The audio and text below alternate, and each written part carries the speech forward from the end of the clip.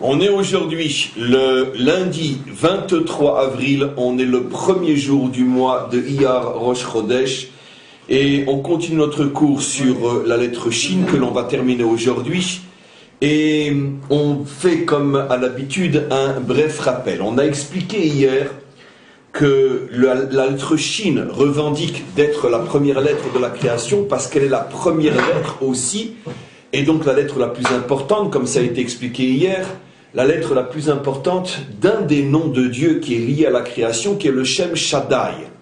Et donc, puisqu'elle est la première lettre et la lettre la plus importante de ce nom, c'est donc normal que le monde soit créé par elle parce qu'elle représente quelque chose de fondamental. Et que représente-t-elle? On a expliqué hier encore une fois, à titre de résumé uniquement, pour ceux qui veulent comprendre plus profondément, bien sûr on les renvoie au cours d'hier, mais elle explique que le nom Shaddai signifie que Hachem est intervenu dans son monde pour lui donner des limites, pour le contenir. Il est même d'ailleurs, d'après nos maîtres, intervenu avec une certaine violence, selon le langage des maîtres, Ga'ar be'olamo.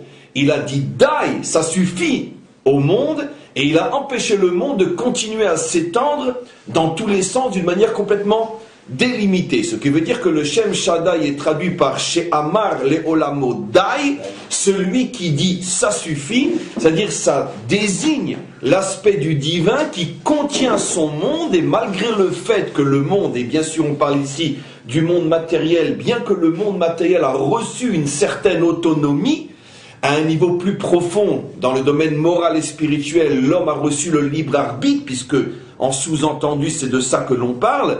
Dieu a décidé de créer un monde doté d'une certaine liberté, au point que des fois on se pose la question, mais jusqu'où ça peut aller?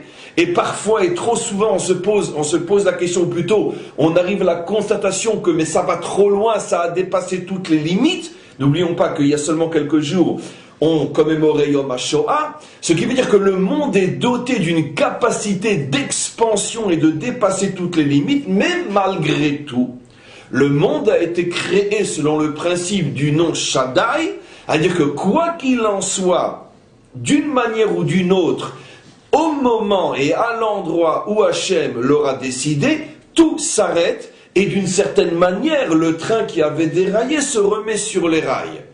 C'est sûr que, vu côté homme, on a trop souvent, comme je l'ai expliqué, le sentiment que ça fait longtemps que ça a déraillé et ça ne pourra plus jamais se remettre sur les rails, mais on s'aperçoit d'une manière stupéfiante que malgré tout, ça se remet sur les rails.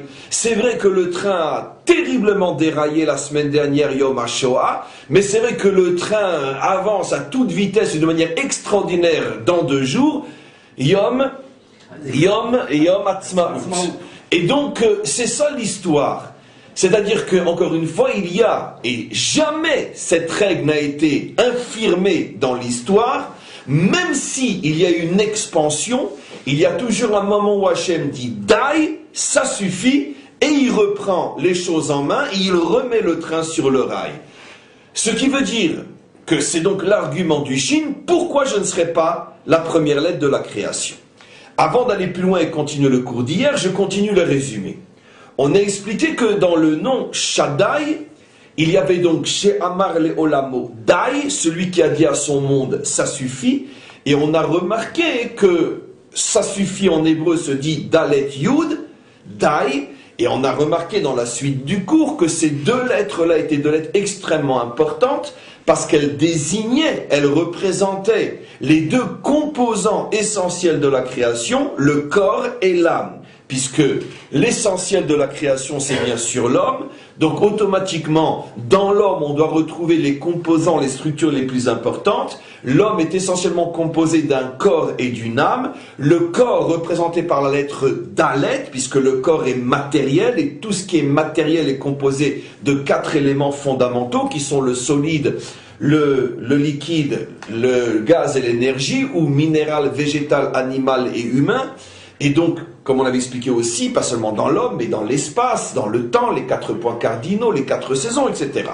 Donc, Dalet, qui a pour valeur numérique 4, représente la dimension matérielle dans l'homme, le corps. C'est aussi la raison pour laquelle le mot Dalet signifie aussi pauvreté, parce que la matière en tant que telle est pauvre, si elle n'a pas l'intelligence et à plus forte raison l'âme pour l'habiller et la diriger, la matière est profondément inerte, profondément, on pourrait dire morte, elle n'a pas de vie, c'est l'âme qui donne à la matière la vie. Et donc, à côté du Dalet, Dai, se trouve le Yud, qui est la plus petite des lettres et qui est en haut, qui fait, comme on le sait, allusion à tout ce qui est dimension spirituelle dans la Torah, puisque les lettres sont des codes. C'est la raison pour laquelle le Yud est la première lettre du véritable nom divin, Yud Ke Vav Ke. C'est la raison pour laquelle il y a 10 commandements, puisque Yud a pour valeur numérique 10. C'est la raison pour laquelle pour qu'il y ait une véritable prière communautaire, il faut 10 juifs. Et c'est la raison pour laquelle le Yehudi, le juif, s'appelle Yehudi, dont la racine c'est Yud, qui fait donc allusion au fait que le juif est le représentant de Dieu sur terre, le fils de Dieu sur terre, comme la Torah le dit, béni Bechori Israël, vous êtes mon grand-fils, dit Hachem à Israël. Donc, ces deux lettres Dai, qui veut dire ça suffit, font aussi allusion au fait que l'homme est doté d'un corps et d'une âme. On comprend quel est le lien entre ça suffit, là je rajoute des choses par rapport à hier, on comprend quel est le lien entre ça suffit et l'allusion au corps et à l'âme. C'est comme si Dieu disait à l'homme, si je ne t'avais pas donné les forces et les moyens de faire ma volonté et de ne pas détruire mon monde, je pourrais comprendre à l'arrière que tu n'as pas d'autre choix que le détruire. Mais je t'ai donné Dai, je t'ai donné le Dalet qui est un corps, je t'ai donné le Yud qui est une âme, je t'ai donné tous les moyens de réussir et de ne pas détruire mon monde, donc réussis et construis mon monde. Qu'est-ce qu'on a expliqué hier? On a expliqué hier que le travail de l'homme va être de prendre ces deux lettres séparées, puisque la potentialité, le corps et l'âme est donnée à l'homme, mais l'homme doit maintenant organiser, réaliser cette potentialité et en faire une seule lettre. Qu'est-ce qu'il va faire? Des deux lettres séparées qui sont le Dalet et le Yud, il va faire une seule lettre qui est le He. Comment est composé un He? C'est le génie de notre langue codée, c'est pour ça qu'on l'appelle la langue sainte. Il n'y a aucune langue au monde n'a autant de sagesse dans les moindres détails de chaque lettre. Donc on prend le Dalet et le Yud, on fait descendre le Yud, on le met à la hauteur en bas du Dalet et on a la forme du He. C'est la raison pour laquelle nos maîtres disent que le monde a été créé avec la lettre He, ce qui fait allusion au fait que l'homme arrive à unir le corps et l'âme, le corps étant la partie Dalet du He et le Yud étant la partie gauche du He, qui fait allusion donc à l'âme. Lorsque l'âme et le corps sont réunis, enfin l'homme peut utiliser le potentiel qui a été mis en lui pour construire le monde et non le détruire. Mais on a expliqué hier plus encore que pourquoi l'âme, qui est le Yud, qui se trouvait à côté du Dalet, donc on n'avait pas encore une seule entité, mais il se trouvait au moins en haut, puisque le Yud est toujours une lettre qu'on écrit en haut. Pourquoi dans le He, qui représente l'homme parfait, c'est d'ailleurs la lettre qu'on a rajoutée à qui? À Abraham. C'est le fameux He qu'on a rajouté à Abraham lorsqu'il est devenu l'homme parfait. Qu'on a d'ailleurs rajouté aussi à Sarah, qui s'appelait Sarah, et elle s'appelait Sarah avec un E. Donc c'est le signe de la perfection humaine, l'union entre le corps et l'âme. Mais pourquoi le Yud qui était en haut, puisqu'il désigne le ciel, il désigne l'âme, pourquoi se trouve-t-il en bas? Il se trouve en bas parce qu'on a expliqué que tout le but de l'homme n'est pas uniquement d'unir le corps et l'âme, mais de dévoiler l'âme en bas dans ce monde matériel. C'est-à-dire de montrer que ce monde matériel peut être le réceptacle du divin, et que justement, contrairement à ce que l'on pourrait croire, qu'il y a séparation, coupure, impossibilité de branchement et de connexion entre le spirituel et le matériel, c'est pour ça qu'au départ, ça se présente comme deux lettres, l'une à côté de l'autre. L'homme va non seulement unir ces deux lettres pour en faire une, mais dans ces deux lettres, le Yud qui est l'âme ne sera plus en haut mais sera en bas pour montrer que c'est précisément dans le quotidien qu'il faut dévoiler le divin. Pas seulement à la synagogue, pas seulement dans le centre d'études, pas seulement dans un cours, pas seulement dans une fête, pas seulement le Shabbat, pas seulement au moment où on fait une mitzvah, mais précisément dans la vie de tous les jours, lorsque tu es au travail, lorsque tu es dans la rue, lorsque tu t'occupes de choses entre parenthèses profanes, c'est précisément là qu'il faut dévoiler le Yud, qu'il faut dévoiler l'âme, qu'il faut dévoiler le divin. C'est ce qu'on a expliqué hier. On a parlé aussi du fait que le nom Shaddai se trouve aussi à l'entrée de la maison, à la porte, donc la mezouza, en expliquant ce que cela signifiait aussi. Je vous renvoie au cours d'hier. Après, il a expliqué que la raison pour laquelle Hachem ne voulait pas créer le monde avec le Shin, c'est parce que si le Shin est la première lettre du mot Shaddai, c'est aussi la première lettre du mot Sheker, ce que le Matok Midvash appelle le Ziouf, la substitution, la falsification, Sheker le mensonge. Selon le principe bien connu, qui est expliqué plus dans les détails hier, que le mensonge ne peut pas se construire s'il n'a pas au départ une base, ce qu'on appelle un yesod, un fondement de vérité, parce que tout mensonge, disent nos maîtres, qui ne s'enracine pas dans la vérité, ne peut pas vivre et survivre, il est très très très vite démasqué.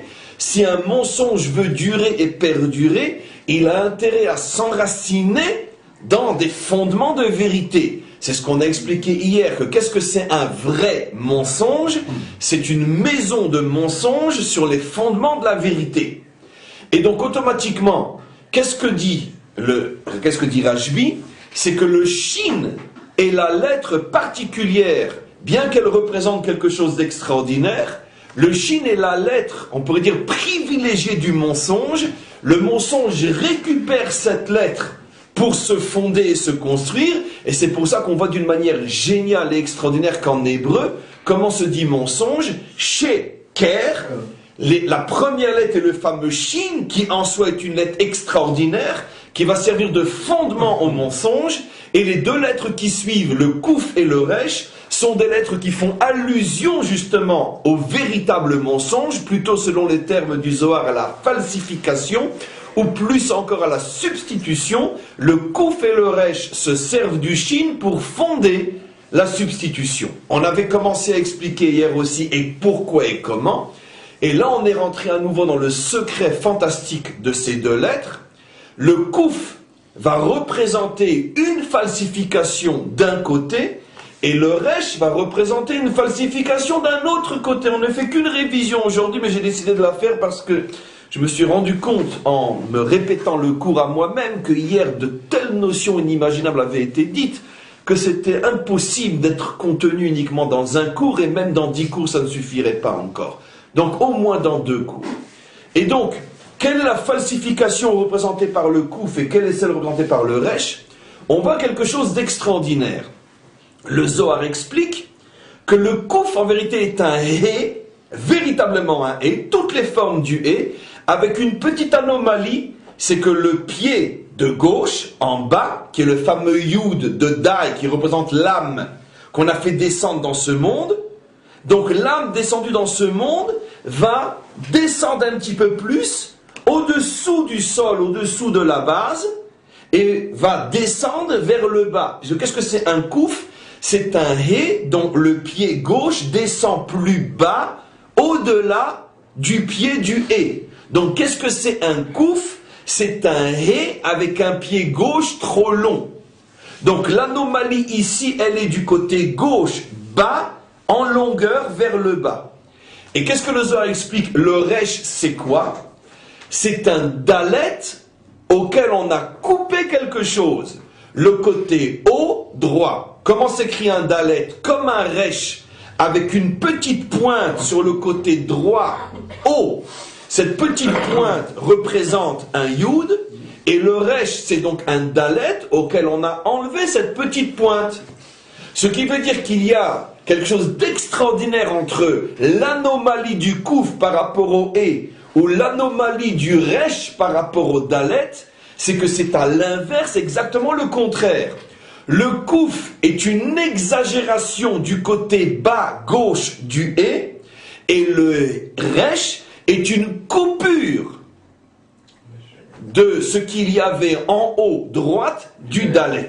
Ça veut dire que ici le Zohar, dans son langage complètement codé, nous décrit 2 phénomènes de falsification, 2 phénomènes de substitution, soit une falsification par une exagération vers le bas, soit une substitution, soit un mensonge par une coupure opérée en haut, le fameux Yud.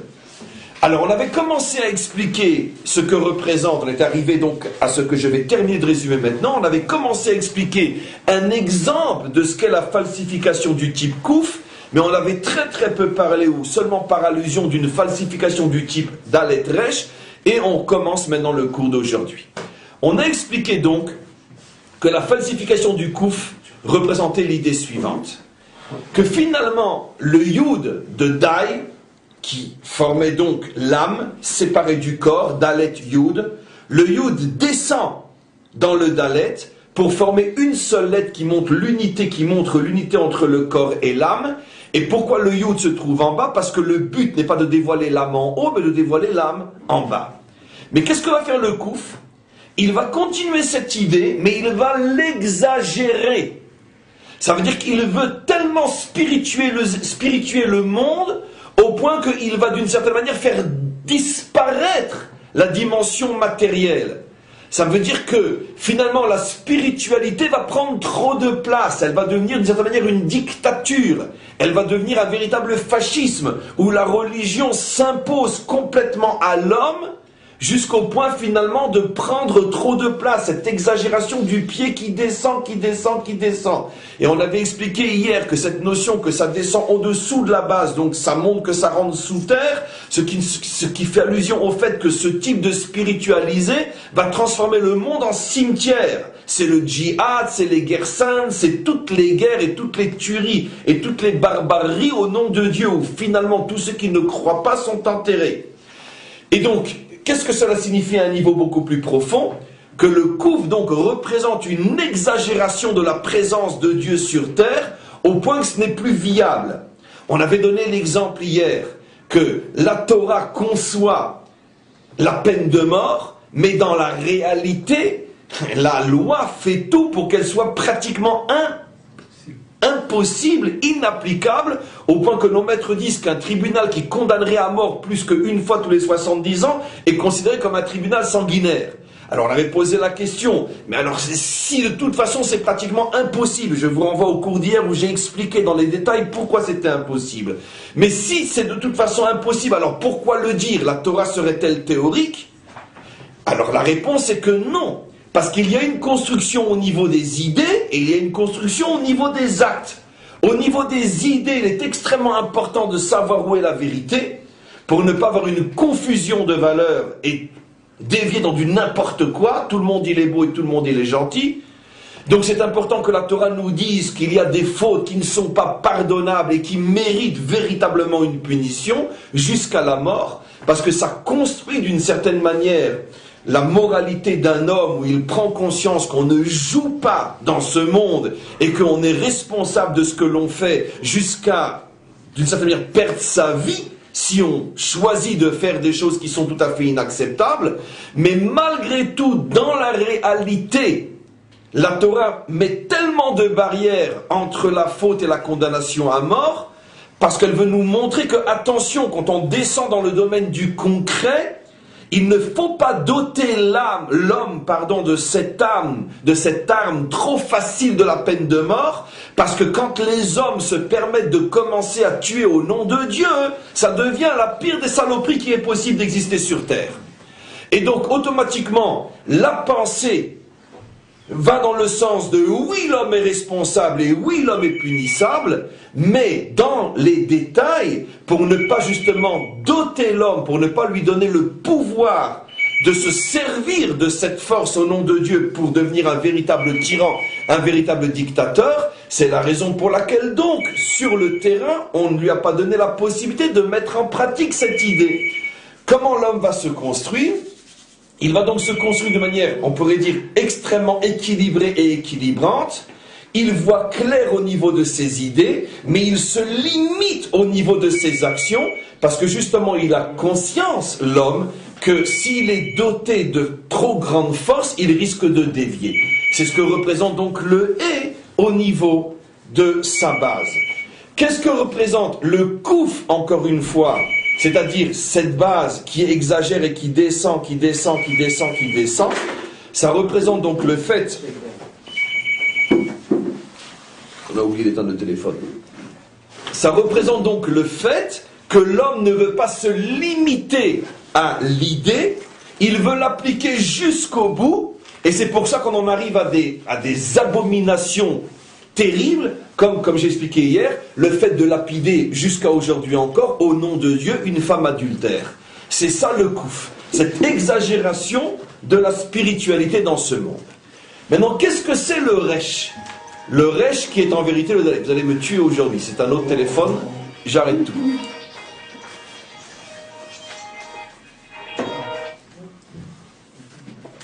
Vous imaginez comme le cours est fort? Mais ils n'auront pas ma peau. Le chien ne m'a pas eu, c'est pas le téléphone qui va m'avoir.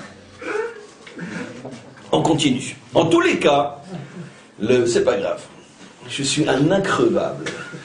Ça monte, ça boue en moi, j'ai envie d'assassiner quelqu'un, mais je suis un increvable. Et donc, on continue. Quoi qu'il en soit, il n'y a que Hachem qui sait ce qu'il faut faire pour ne pas perdre le fil de ses idées quand on est bombardé de tous les côtés par des téléphones, des trucs, des machins, etc. Garder le sourire et puis continuer comme si de rien n'était. Allez, on y va. En tous les cas, c'est pas grave. Maintenant, regardez. Le resh, on a expliqué que c'est un dalet coupé. Un dalet transformé en resh. Donc on a montré que c'est exactement le contraire du kouf. Le kouf est une exagération, le resh est une coupure. Pour comprendre ce qu'est le resh, donc la coupure, revenons au dalet. Qu'est-ce que c'est le dalet? Le dalet en vérité est formé de deux lettres. Un resh et un yud.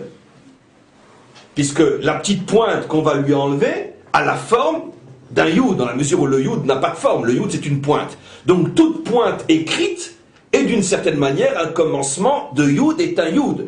Même dans le Sefer Torah, quand le yud, qui a malgré tout une certaine grandeur, a un petit peu été effacé, tant qu'on voit malgré tout un trait, on n'est pas possède, on ne disqualifie pas le Sefer Torah. Puisqu'à l'origine, dans son essence, le yud est un tout petit trait. Après, c'est qu'une question, on pourrait dire, de finalisation et de beauté donnée à la lettre, de l'agrandir un petit peu. Mais le yud est fondamentalement un point. Donc, il y a donc ce yud qui est derrière le resh. Qu'est-ce que cela représente? Dalet et resh, en traduction, signifie plus ou moins la même chose. Et ça nous renvoie à un vieux cours. Dalet signifie pauvreté, resh, c'est intéressant, il y a énormément de lettres qui ont aussi une signification en hébreu. C'est aussi quelque chose d'unique dans notre langue. Par exemple, bet, qui est une lettre, signifie aussi maison. Gimel, qui est une lettre, signifie aussi bonté, etc. Dalet et resh, qui sont deux lettres très très proches l'une de l'autre, puisque la seule différence c'est cette petite pointe présente ou enlevée, signifie globalement la même chose. Et qu'est-ce que ça signifie? Pauvreté. Dalet, dal, un pauvre, resh, rash, un pauvre. Velarash, en kol, le pauvre est celui qui n'a rien. Quelle est la différence, malgré tout fondamentale, entre une pauvreté du type dalet et une pauvreté du type rash? C'est la différence entre un pauvre qui espère et un pauvre qui a perdu l'espoir. C'est la différence entre celui qui est éprouvé, celui qui manque, celui qui n'a pas, mais qui continue de toutes ses forces à s'accrocher en se disant soit j'aurai, soit même si je n'ai pas, je ne sombre pas dans le désespoir et la tristesse, parce que je prends conscience que de toute façon ma situation fait partie d'un projet qui est fondamentalement pour mon bien, ou le rash est celui qui dit je n'ai pas et je n'aurai jamais, ou je n'ai pas et je ne m'y ferai jamais. C'est la petite différence. Donc sur le moment les deux sont dans la même situation. Mais l'un a gardé une petite lueur d'espoir, il a ce qu'on appelle la émouna, et l'autre ne l'a plus. C'est ça la petite pointe qui est derrière le dalet. La petite pointe qui est derrière le dalet en haut, le petit yud en haut fait allusion au fait que malgré sa pauvreté, l'homme ne perd pas espoir de pouvoir s'en sortir un jour. L'exemple le plus extraordinaire d'un peuple qui est au niveau du dalet, c'est un peuple qui pendant 2000 ans dit Leshana Abba B'Yerushalayim, et nous sommes la génération qui dit Hashana Hazot B'Yerushalayim. Notre peuple ne s'est jamais désespéré malgré les situations, les moments et les endroits les plus pauvres de son existence, dans les ghettos, opprimés, assassinés, etc. Il a toujours cru que l'Eshana Abba Yerushalayim, nous sommes aujourd'hui Bashana Hazot Beyerushalayim. Donc, ça c'est le Dalet. Si notre peuple était devenu un Resh, alors on ne serait plus à Jérusalem aujourd'hui. Et c'est cette petite différence qui fait toute la différence dans la vie de tous les jours. Alors maintenant, qu'est-ce que c'est le Resh? Le Resh est celui qui s'attaque à la seule chose qui fait que le Dalet ne va pas sombrer dans le désespoir. Il s'attaque à cette petite pointe en haut et il la coupe. Dit d'une manière beaucoup plus profonde, qu'est-ce que c'est le Resh? Le Resh est celui qui se désespère de ce monde, celui qui ne croit plus en ce monde, celui qui d'une certaine manière on arrive à la conclusion que s'il y a un bonheur quelque part possible et atteignable, ça ne pourra pas être dans ce monde. Ça veut dire que le Resh représente la falsification, le mensonge, de dire la chose suivante, oui, on peut arriver au bonheur, mais pas dans ce monde. Ça veut dire que le Resh et le Kouf représentent exactement le contraire. C'est pour ça que même dans le Tsiour, dans le dessin, j'avais déjà fait remarquer hier et encore longuement aujourd'hui, que même dans le dessin, l'un est le contraire de l'autre. Puisque le Kouf, c'est une exagération vers le bas, et le Resh est une coupure vers le haut. Donc il représente le contraire. Pourtant, mes amis, ça va être tout le cours d'aujourd'hui, ils sont liés l'un à côté de l'autre, puisque ce sont deux lettres qui se suivent dans l'alphabet, et deux lettres qu'on retrouve dans le mot sheker, dans le mot mensonge. Mais pour l'instant, nous montrons qu'ils sont à l'extrême opposé l'un de l'autre. C'est-à-dire... Comment? Mais bien sûr. Soit c'est une exagération vers le bas, ça veut dire que je vais imposer... Au-delà des limites de l'acceptable, je vais imposer Dieu au monde, mais pour pouvoir imposer Dieu au monde, je vais transformer ce monde en cimetière, et c'est pour ça que la pointe le Kouf rentre sous le sol, et il fait allusion au fait qu'on creuse les tombes à tous les infidèles qui osent se dresser contre la religion de la guerre sainte. Et donc, ça c'est Dieu, mais qui devient en vérité une abomination, un véritable dictateur. Soit c'est l'autre extrême, le Dalet qui est transformé en Resh. Nous ne croyons pas en ce monde. Donnez à César ce qui est à César. Mon royaume n'est pas de ce monde. Ceux qui sont les derniers seront les premiers. Et toute cette philosophie et toute cette spiritualité qui, d'une certaine manière, renonce à voir ce monde comme étant le palais possible de Dieu, ce monde est damné, ce monde est entre les mains du Satan, ce monde c'est la matière, ce monde c'est la chair, ce monde c'est les plaisirs, ce monde c'est l'argent, mais heureusement il y en a un autre pour tous ceux qui arrivent à se détourner de ce monde et à attendre patiemment que le vrai, que l'autre, que le seul acceptable se dévoile un jour. Ça c'est la religion du Resh. Finalement, ces deux religions, bien évidemment, on les connaît. Bien évidemment, ces deux religions, on sait très bien qu'elles fonctionnent exactement l'une comme le Kouf et l'autre comme le Resh. C'est-à-dire l'une qui exagère le pouvoir de Dieu sur terre et l'autre qui ne reconnaît le pouvoir de Dieu que dans un autre monde, notre Père qui est au ciel et surtout restez-y. Et donc, on comprend qu'est-ce que signifient ces deux lettres-là. Ce qui est extraordinaire, mais regardez, c'est fou que ces deux lettres-là, qui sont les deux lettres des trois du mot mensonge, pour pouvoir exister, ont besoin d'abord du Shin. Ça veut dire que les deux se fondent sur l'ancien. Les deux se fondent finalement sur une base qui est une base de Torah. En ce qui concerne le nouveau, c'est évident, et même en ce qui concerne l'autre, tout le monde sait que de toute façon, une grande partie de l'autre commence par l'histoire de l'ancien. Et donc, au contraire, même dans l'autre, ils expliquent que ce qu'ils sont, c'est une évolution par rapport au Shin, et même par rapport à ce qui est venu après le Shin, puisqu'ils sont venus en dernier. Donc automatiquement, on comprend que dans le mot mensonge lui-même, on trouve un Shin au départ, et on trouve après le Kouf Resh, Sheker, et ce sont trois lettres qui sont l'une à côté dans l'alphabet, et c'est ce que dit le Zohar. Le mensonge ne peut pas se fonder sans un yesod, sans une base de vérité. Et cette base de vérité, maintenant je vais l'expliquer.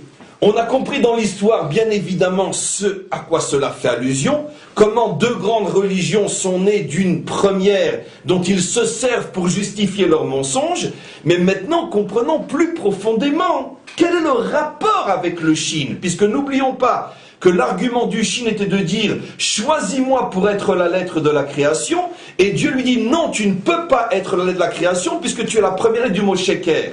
Mais quel est le lien entre Shaddai et Sheker?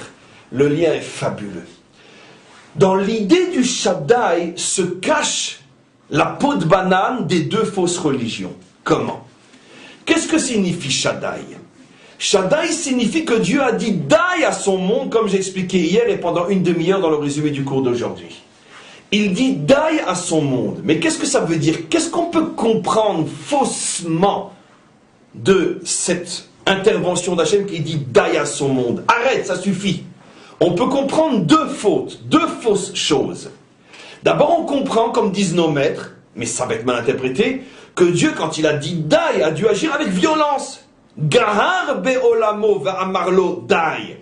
Il s'est mis en colère contre son monde, il lui a dit ça suffit. De là va naître une falsification spirituelle qui est de dire quoi? Vous voyez bien que pour que le monde arrête de se comporter n'importe comment, il faut agir avec violence. Il y a à Tzor, dans une des villes du Liban, ça s'est passé hier, il y a des restaurants et des cafés, etc., peu importe, qui permettent aux consommateurs libanais de boire de l'alcool, mais c'est pas grave, on dissimule là-bas une bombe et tout le monde va sauter. Ça s'est passé hier. Et donc, c'est ça. Vous voyez bien, qu'est-ce qu'il y a de mal? Mais non, vous voyez bien que Dieu, lui, il demande d'agir avec violence. Vous voulez pas l'écouter, on vous a dit, nous, on boit pas d'alcool, vous voulez boire de l'alcool, on fait sauter tout le monde. Vous n'en buirez plus jamais, vous n'en buirez plus jamais. Bon, c'est un exemple ridicule par rapport à tout ce qui se passe, mais j'ai pris celui qui s'est passé jusqu'à quelques heures. C'est comme ça que ça fonctionne. Donc, à quel niveau s'enracine cette vision du monde? Ben, dans le fait que Shaddai, que Dieu a dit au monde, ça suffit, et avec une certaine violence. Ça veut dire que justement, c'est ce qu'explique Rashbi. Le mensonge se sert de la vérité pour fonder son mensonge. C'est vrai que Dieu a dit à son monde, ça suffit avec une certaine rigueur et force. Mais ça ne veut pas dire forcément pour ça que celui qui boit de l'alcool, on doit le découper en morceaux. Il y a une limite. Maintenant, d'un autre côté, évidemment que tu ne peux pas non plus tout laisser faire et tout le monde il est beau, tout le monde il est gentil, on arrive à l'autre extrême comme on va voir. Mais le juste milieu qui est de prendre le youd, le mettre en bas mais ne pas le laisser exagérer vers le bas, ce juste milieu n'est possible que dans la Torah. C'est pour ça que le chiffre, la lettre He, qui a pour valeur numérique 5, fait allusion aux 5 livres de la Torah. Dès qu'une religion n'a plus la Torah et uniquement elle va dévier soit du côté du Kouf, soit du côté du Resh. Et donc c'est pour ça qu'on fait sauter un restaurant, comme ça plus personne ne consommera d'alcool. Donc, et c'est donc encore une fois lié à la lettre Shin. Dieu dit au Shin, dans la mesure où tu évoques une certaine force, une certaine violence, j'ai peur qu'entre les mains des hommes, cette force et cette violence va être complètement déviée et abominasée, ou tout ce que vous voulez, et donc automatiquement, c'est vrai que je ne veux pas cautionner ce qui de toute façon va se passer, parce que même en ne créant pas le monde avec la lettre Shin, l'homme s'est emparé du Shin en fondant des religions monstrueuses qui massacrent à droite et à gauche, et donc automatiquement dit Hachem, moi je ne veux pas cautionner cette chose-là, je ne te laisserai pas être une lettre utilisée pour créer mon monde, parce que sinon, alors, non seulement les hommes vont continuer à agir en mon nom avec violence et terroriser ceux qui ne suivent pas entre parenthèses le bon chemin, mais en plus ils vont dire que je suis d'accord avec eux puisque j'ai choisi cette lettre-là pour être la première de la Torah. Ça c'est donc la première déviation possible au niveau du Shin. Quelle est l'autre déviation possible? Le fait que Dieu a dit Dai à son monde fait aussi allusion à une autre forme de déviation. Ça veut dire que finalement Dieu ne supporte pas ce monde matériel. Il se retire, ça suffit, limite-toi. Donc ce monde matériel, finalement, on le limite. Donc si on le limite jusqu'où on va pousser la limite, on peut aussi ne pas se marier, on peut aussi, etc., etc., etc. On peut aussi vivre dans un monastère, on peut aussi, etc. Et on peut aussi dire que finalement, Dieu n'est pas de ce monde. Puisque de toute façon, il a dit Daï, il n'en veut plus de ce monde. C'est comme ça que c'est compris, bien sûr. Ça veut dire qu'on voit que dans le Shaddai, il y a justement la peau de banane aux deux religions. L'une ne va retenir du Shaddai que la dimension violence, et l'autre ne va retenir du Shaddai que la dimension retrait.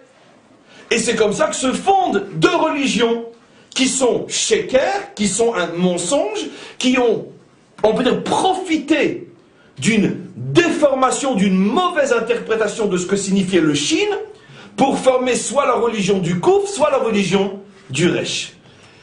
On comprend donc des choses inimaginables. Toute l'histoire du monde est dans ce cours, et on va continuer encore un petit peu. Pourquoi c'est dans ce sens-là? Parce que pourquoi c'est pas Shirek, Sheker et... Bien sûr, Razak, vous avez deviné ce que, à l'instant, j'allais commencer comme partie du cours. Donc finalement, comment est écrit le mot Sheker, mensonge, Shin, qui fait allusion à la lettre de vérité, récupérée par les deux lettres du mensonge, qui sont le Kouf et le Resh. Mais, dans l'ordre du mot mensonge, Kouf Resh, le Kouf est avant le Resh. Or, selon l'alphabet, puisqu'on vient du Tav, Tav, Shin, Resh, Kouf, le Resh aurait dû être avant le Kouf. D'accord? Le Resh aurait dû être avant le Kouf. De plus, dans l'histoire, la religion du Resh est venue avant la religion du Kouf. Donc, normalement, pour dire mensonge, on n'aurait pas dû dire Sheker, mais on aurait dû dire Sherek. Shrak. C'est aussi un mot en hébreu, Shrak. Shrak, non, il y a aussi, à part Shrek bien sûr, il y a aussi Shrak, oui, siffler. Les shroks, siffler. Et ce qui est extraordinairement intéressant, sinon je n'aurais pas fait une déviation linguistique, c'est que le sifflotement est l'un des signes de la délivrance, comme il est dit dans le verset. Et je vous sifflerai pour vous ramener des quatre coins de la terre, d'où le sifflement du rabbi, qui fait allusion à ce verset. Où pendant presque une demi-heure, tout le monde se met à siffler dans le 770. Il fait allusion à ce verset, et je sifflerai pour vous ramener des quatre coins de la terre. Pourquoi siffler? Donc, parce que c'est intéressant. Ça fait allusion effectivement à Sheker, Shrek. On est toujours autour de ce problème-là. Donc on va répondre à cette question aussi. Parce que c'est pas qu'il va nous siffler, mais ça fait allusion à un tikkun dans ces trois lettres qui sont le Shin, le Kouf et le Resh. Mais là, dans le mot Lishrok, le Resh est dit avant le Kouf selon l'ordre normal. Mais normalement, puisque ça fait allusion au Kouf et au Resh que l'on connaît, on aurait dû donc écrire mensonge, puisque dans l'histoire, le mensonge se dévoile comment? D'abord le Shin qui est la Torah, après la Torah est remplacée, substituée par la religion du Resh, et après le Resh lui-même va subir ce qu'il a fait au Shin, va venir le Kouf qui va dire on n'a plus besoin ni du Shin ni du Resh, le Kouf suffit à lui tout seul. Donc pourquoi c'est Sheker alors qu'en vérité c'est Sherek? Bien qu'encore une fois, dans le verset qui parle de la délivrance, on fait allusion à Sherek et non à Sheker. Donc ça, ce sont des mystères absolument incroyables. On va expliquer. Si on prend rien que ces deux lettres, le Resh et le Kouf, ces deux lettres, selon que je mets le Kouf avant le Resh ou le Resh avant le Kouf, forment deux mots extrêmement significatifs dans notre Torah. Si tu mets le Kouf avant le Resh, ça fait Kar, et le froid, Kar signifie froid. Ça fait allusion à qui? Qui nous a refroidi? Amalek. Asher karcha baderer, il est venu te refroidir en chemin, dit Rashi. Rashi dit karcha, il t'a refroidi. La racine du mot karcha c'est kar, il t'a refroidi. Le kouf est avant le resh. Donc quand le kouf est avant le resh, ça fait allusion à Amalek. Et où trouve-t-on l'autre mot quand on met le resh avant le kouf? Ça fait quel mot? Rek. Où est le mot rek fondamental dans la Torah? Ou Yosef. On l'a jeté dans un bord, vers-bord rek et bomaï. Gam amrek. Comment? Le puits était rek, il n'avait pas d'eau. Je réexplique pour tout le monde. Si on met le kouf avant le resh, ça veut dire on ordonne les deux lettres du mensonge, kouf avant le resh, on arrive à Amalek. Si on met le resh avant le kouf, on arrive à rek. Vide, qui fait allusion à Yosef qui est jeté dans un puits vide. Regardez la suite du Zohar pour que vous compreniez à quel point l'allusion est forte. On l'a lu hier, maintenant je le relis. Mikan, de là tu comprends. Man debayele mimar shikra, celui qui veut dire un mensonge. Yitol yesoda de kashut bekadmita. Il doit s'emparer du yesod avant. Le yesod c'est le shin. Ou le batar yokim le shikra. Et seulement après il peut construire son mensonge. Intéressant, pourquoi j'ai voulu relire avec vous ce texte-là. Ici, le yesod, le shin est appelé yesod. Quel est le personnage biblique qui est appelé Yosef. Yesod, Yosef. Et donc, le shin qui est pris par le koufresh, c'est donc Yosef, qui est Yesod, le fondement, qui est jeté dans le puits qui s'appelle Rek. Et donc, ça fait allusion au fait que le Resh et le Kouf s'emparent du Shin. C'est vrai que quand le Shin, dans le cas de Yosef, comment qu'on va lire Abor, Rek, Enbo, Maïm, Rek, et on met dedans Yosef, ça va faire Shin, Rouge, Resh, Kouf. Donc, le Resh Kouf fait allusion à ce que dit le Zohar ici, quand on s'empare du Shin en tant que Yesod. Vous allez voir tout à l'heure que le même Rashbi va dire que le Shin fait aussi allusion à autre chose, qui sont les trois pères. Parce que le Shin a combien de branches? 3 branches. Chacune des branches représente un Yud. Et chacun des Yud correspond à Abraham, Yitzhak et Yaakov.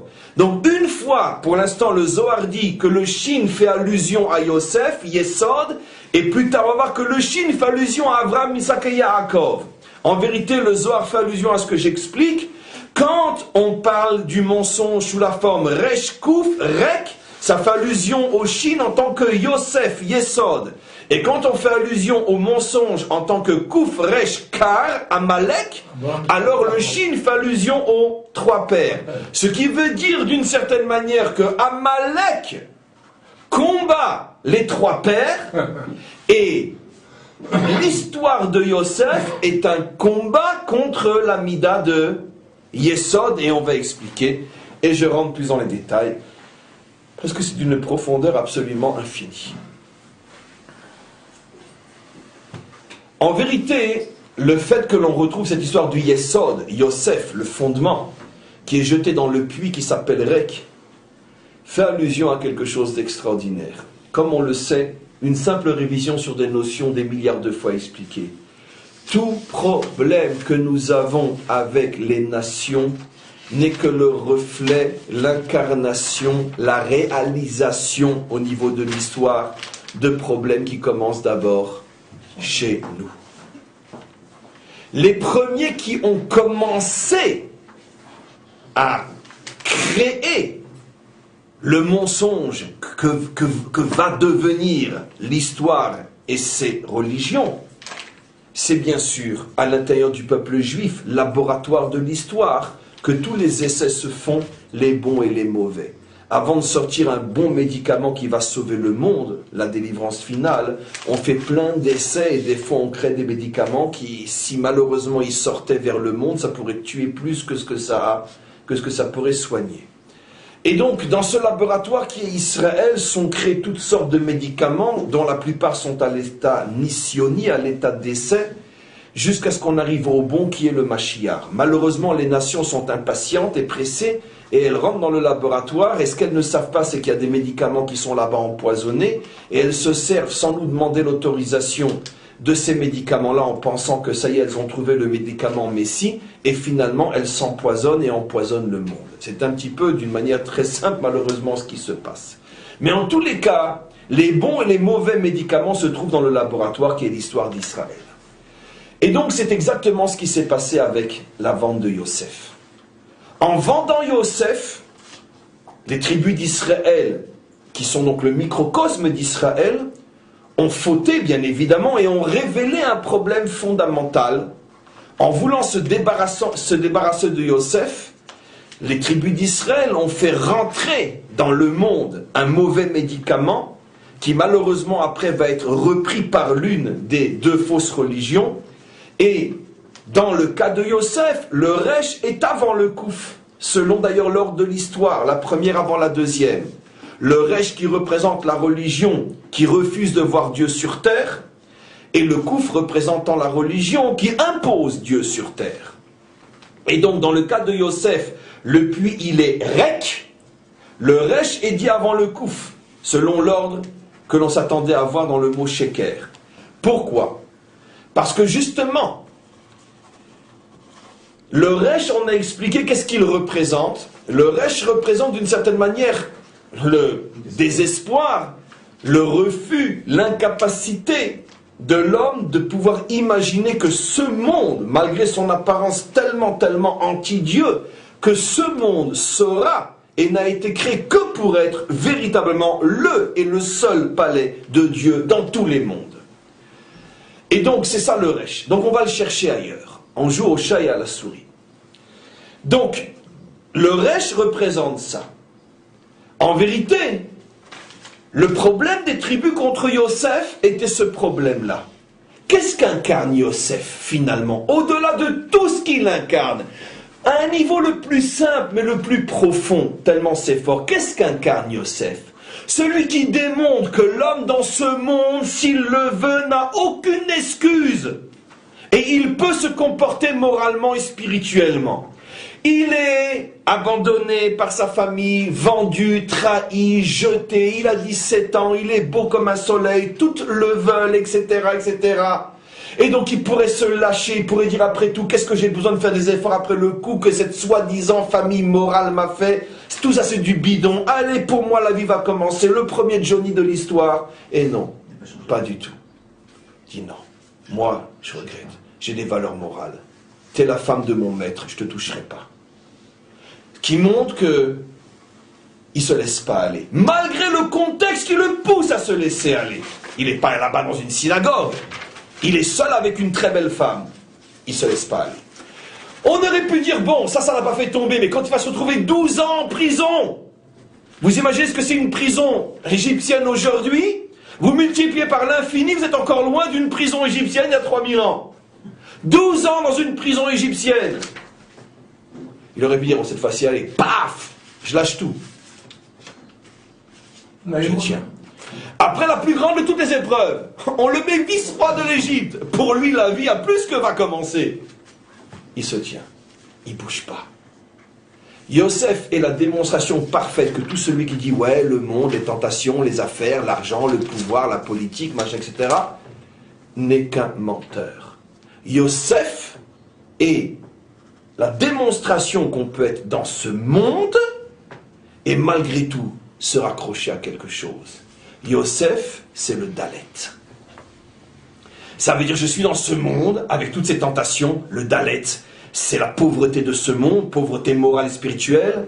Poutifar, Madame Poutifar et tout ce qu'elle représente, la prison et tout ce que ça représente, le pouvoir et tout ce que ça représente, c'est-à-dire toutes les pauvretés morales et spirituelles de ce monde. Et il lui dit non, j'ai la petite pointe derrière moi, celle-là je ne la lâcherai pas, je m'accroche de toutes mes forces. Ni les femmes, ni le désespoir, ni le pouvoir, je reste accroché. Quand finalement ils l'ont jeté dans le puits, qu'est-ce qu'ils ont voulu montrer consciemment ou non? Mais c'est impossible. Ton projet, il ne tiendra pas la route. Ça veut dire que d'une certaine manière, les tribus ont fauté justement contre ce message d'espoir. Les tribus, au contraire, elles avaient choisi d'être quoi encore à l'époque? Roetson. C'est quoi Roetson? Des bergers. Pour vivre avec Dieu, il faut vivre en dehors du monde. On se met sur une colline, la flûte, les moutons nous laissent tranquilles, c'est pas casse-pied, c'est pas... Et là, on peut se consacrer à Dieu. Mais être un cultivateur, être un homme d'affaires, être un dirigeant, être un militaire, et être accroché à Dieu, impossible. Donc quand Yosef, lui, qu'est-ce qu'il faisait avant de sortir dehors? Il faisait attention comment qu'il était coiffé, comment qu'il était habillé, il se parfumait un petit peu, il sortait comme ça, dandy, machin, etc. Il voulait montrer que Dieu, on le cherche pas seulement à la synagogue, on le trouve aussi sur son lieu de travail. Ça les rendait fous, ils disaient, mais on n'y arrivera pas, tu vas tous nous faire crever. Si on fait comme toi, qu'est-ce qu'on va faire avec nos secrétaires après? Elles vont nous faire tomber, donc mieux vaut pas de secrétaire, mieux vaut vivre avec des moutons. Et Yosef, lui, qui avait plein de secrétaires autour de lui, il les rendait fous. C'est ça, Yosef. Bien sûr. Et donc, j'ai dit, on va se débarrasser de toi. Parce que toi, tu es un danger. La religion, ça ne peut pas se vivre là où toi, tu veux la vivre. Ils ont voulu transformer le Dalet en Resh. Et pour bien le montrer, ils ont jeté Yosef dans le Rek. Voilà. Mais qu'est-ce que la Torah nous montre? Cette ironie incroyable de l'histoire. L'histoire, ou plutôt la nature, a horreur des extrêmes. Lorsque tu veux chasser Dieu de ce monde, eh bien, il va y revenir comme un véritable despote. Le Resh va se transformer en Kouf, Rek. C'est pour ça que la première religion est avant la deuxième. Quand pendant des siècles on raconte aux hommes que ce monde n'est pas intéressant et que s'il faut chercher Dieu et le trouver, c'est ailleurs, va venir après une autre religion qui elle va dire non, Dieu est tellement dans ce monde que tout celui qui ne s'y plie pas, gare à lui. Et on met du Dieu partout et en 2012, on lapide encore des femmes en Iran ou ailleurs. Donc pourquoi? Parce que la nature a horreur des extrêmes. Si tu mets Dieu dehors, il y reviendra de toutes ses forces. Et ça sera pire encore que quand il y était. Parce que c'est comme ça que Dieu a créé le monde. Donc finalement, on retrouve maintenant quel est le problème du Rek avec Yosef. Je vous signale que par rapport à nous aussi, on trouve ce phénomène, regardez, d'une manière extraordinaire. On s'aperçoit souvent, et c'est inévitable et incontournable, je dis souvent parce que ce n'est pas forcément toujours, que quand quelqu'un revient à la Torah, et que pendant longtemps il était très très très éloigné de la Torah, quand il revient dans les premiers temps, il a toujours tendance à être terriblement dur avec lui, avec son entourage, etc. Pourquoi? Parce que ayant été à une extrême, quand il revient, il n'arrive pas à trouver tout le juste milieu. Et il a tendance à aller à l'autre extrême. C'est ce à quoi fait allusion le Rambam en disant, lorsque tu as tordu une barre de fer dans un sens, tu ne peux pas la remettre droite tout de suite. Il faut d'abord la tordre dans l'autre sens et après seulement. Mais au moins, grâce au Rambam, on sait que dans les deux cas, ça s'appelle qu'on est tordu. Malheureusement, ce qui se passe aujourd'hui, c'est que très souvent, on pourrait dire cette orthodoxie extrémiste dans le judaïsme n'est pas malheureusement perçue comme un judaïsme tordu par ceux qui sont tordus, mais au contraire comme le judaïsme modèle et exemplaire. Et donc retrouver le juste milieu n'est pas une chose qui est facile, mais ce qui est souvent le cas, c'est qu'une forme excessive de religiosité est une mauvaise réponse à quelque chose qui n'est pas mieux. C'est une forme excessive de laxisme et d'athéisme et de libéralisme. C'est la raison pour laquelle il y a tellement de milieux tellement orthodoxes et ultra-orthodoxes dans notre génération, parce que la génération est tellement laxiste, tellement libérale, que s'il n'y avait pas l'autre tendance pour composer, où on serait. Mais le problème, c'est que ce que nous devrions savoir, et ce que les deux tendances devraient avoir l'honnêteté de comprendre et de dire, c'est que les deux sont une réponse tordue à un phénomène tordu. Or, le problème, c'est que les libéraux se considèrent comme étant le modèle du juif aujourd'hui, et les ultra-orthodoxes se considèrent eux aussi comme le modèle du juif. Entre les deux, où est le juif? Le premier qui le trouve, il a gagné. En tous les cas, c'est plus ou moins un exemple concret dans notre vie de tous les jours. Donc on a expliqué le Resh, on a expliqué le Rek. Vous voyez comment dans quelques lignes de Zohar se trouve toute l'histoire, une parenthèse inévitable après ce genre de cours. Comment on peut continuer à croire, comme malheureusement on l'a colporté pendant des siècles, que le Zohar c'est de la métaphysique, c'est des trucs, c'est des machins, etc. C'est parce que les gens ne connaissaient pas et ne savent pas étudier le Zohar. Et donc, comme toute chose qu'on ne connaît pas, on lui fait dire n'importe quoi. Mais je vous démontrerai cours après cours que rien n'est plus concret, rien n'est plus terre à terre que précisément le Zohar et l'aspect profond et caché de la Torah. En vérité, c'est toujours comme ça. Plus une chose est profonde, plus elle est capable de descendre très bas dans notre monde. Le problème, c'est qu'on n'a pas les décryptages nécessaires pour faire le lien entre le très haut et le très bas. Et bien, ce qu'on est en train de faire, c'est tout simplement la transformation du Dai en He. prendre le Yud qui est tout en haut et le faire descendre dans le Dalet pour former une seule lettre qui est le E, qui est la lettre de l'homme et qui est la lettre de la véritable Torah, puisque ça fait allusion au 5 livres de la Torah.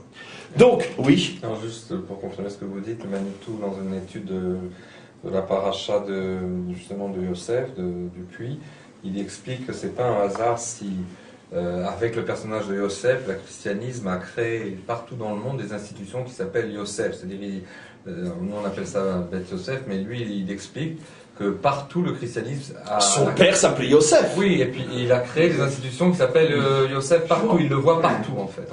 Mais justement, parce que consciemment ou non, le personnage de Yosef, s'il vous plaît, jeté dans le puits, est précisément ce problème que la Torah met en évidence.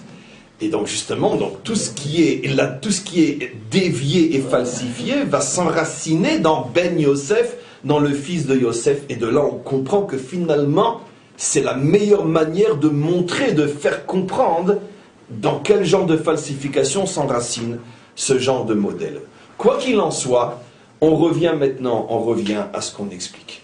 Donc finalement, on a compris ce que c'est Rek. Rek signifie que si tu chasses Dieu de ce monde, il reviendra comme un véritable dictateur dans ce monde. La première religion Resh, inévitablement entraîne la deuxième Kouf. Et qu'est-ce que c'est maintenant Kouf Resh? Ça c'est Amalek, Asher Karecha, où le Kouf est avant le Resh. Et bien ça confirme tout simplement en fin de cours. Là je pense d'un des plus grands Hidushim qu'il m'a été donné de dire il n'y a pas si longtemps que ça, en démontant et en démontrant que contrairement à la tradition la plus répandue, comme quoi le véritable Amalek était d'origine édomique, on avait démontré, rappelez-vous ce cours, que la véritable dimension d'Amalek, celle qui ne se dévoilera véritablement que juste avant la délivrance, ne provient pas de Esav mais d'Ishmaël, et c'est la raison pour laquelle on a consacré 2 à 3 cours là-dessus, et c'est la raison pour laquelle Amalek c'est Karecha, le Kouf avant le Resh, pour nous faire comprendre que le dernier véritable combat d'Israël contre Amalek ne sera pas contre un Amalek édomite, mais contre un Amalek ishmaélite. Et c'est pour ça que le Kouf est dit avant le Resh. Vous vous rendez compte donc comment on a terminé donc presque, il nous reste 1 ou 2 minutes avec l'histoire donc des Havod, mais vous comprenez comment derrière ce mystère des lettres se cachent des choses absolument incroyables. Et on ne peut presque que conclure en disant encore une fois, mais Ashrei Ha'am shekachalo, Ashrei Ha'am she'Hashem Eloka, où y a-t-il un peuple sur terre qui a autant de trésors dans les mains, tout simplement cachés derrière 2 lettres. On a fait la semaine dernière le Tav, aujourd'hui on a fait le Shin, on est simplement aux 2 premières lettres de la Torah, et toute l'histoire est déjà passée en revue. Qu'est-ce qu'on va pouvoir encore ajouter, imaginez-vous? Juste, comment? Dans le Coran, le Koufresh, Coran. Avec Noun. J'ai plus envie de rien rajouter après. Je ne sais pas comment j'ai fait pour ne pas y penser, mais c'est tout à fait normal, parce que c'est impossible que tout revienne à la même personne, c'est inimaginable, c'est fabuleux. Coran s'écrit en hébreu Koufresh. C'est inimaginable, c'est inimaginable, c'est inimaginable. C'est tout simplement inimaginable. C'est la couronne sur le cours. Donc, excuse-moi de continuer un petit peu, parce que c'est dommage de ne pas s'arrêter sur cette merveille, mais juste un instant, il nous reste juste à expliquer donc comment se fait-il que, donc on explique quand c'est un Resh Kouf, ça fait allusion le Shin en tant que Yosef, et quand c'est un Kouf Resh, Koran, ça fait allusion donc au Shin en tant que les 3 pères. On a déjà tout expliqué, puisque il suffit d'aller à Hebron pour comprendre quelle est la place des 3 pères dans le Coran, et on peut terminer le cours. Finalement, je ne l'aurais pas dit de cette manière-là, mais grâce à toi, tu termines toi le cours. Quel est l'un des endroits les plus sacrés de l'islam? C'est l'endroit où sont enterrés les 3 pères d'Israël. C'est à cet endroit-là, Hebron, que tout ce que dit Rabbi Shimon Bar Yochai est concrétisé, que finalement tout se fonde par la capture des 3 pères d'Israël. Ils sont à nous. C'est le fameux Shin capturé pour former après le mot Sheker, que Kadosh Baruch Hu Be'ezrat Hashem nous aide, nous donne la force et nous protège pour arriver jusqu'à la réalisation concrète de ce cours. Amen. Vecheni Ratzon. Tu avais encore une question, excuse-moi? Il l'Iran, ce sont des Occidentaux qui se cachent derrière une façade de l'islam. C'est d'une certaine manière le chibour entre les deux, absolument. Ça revient à la petite corne, vous avez fait un texte. C'est le fameux cours sur la petite corne, la etc. grande corne qui est l'islam Absolument. traditionnel et la petite corne qui pousse. Qui est l'islam occidental, qui est le plus dangereux. Puisque tous les chiites ne sont pas des arabes. Les chiites ne sont pas arabes. Les iraniens ne sont pas des arabes. Les pakistanais, ou je dis non pas les pakistanais, peu importe. Le Hezbollah ne sont pas des arabes, etc. Et donc, Bekitsour, on peut arrêter le cours d'aujourd'hui à cet endroit précis. Amen, Vechen Yiratson.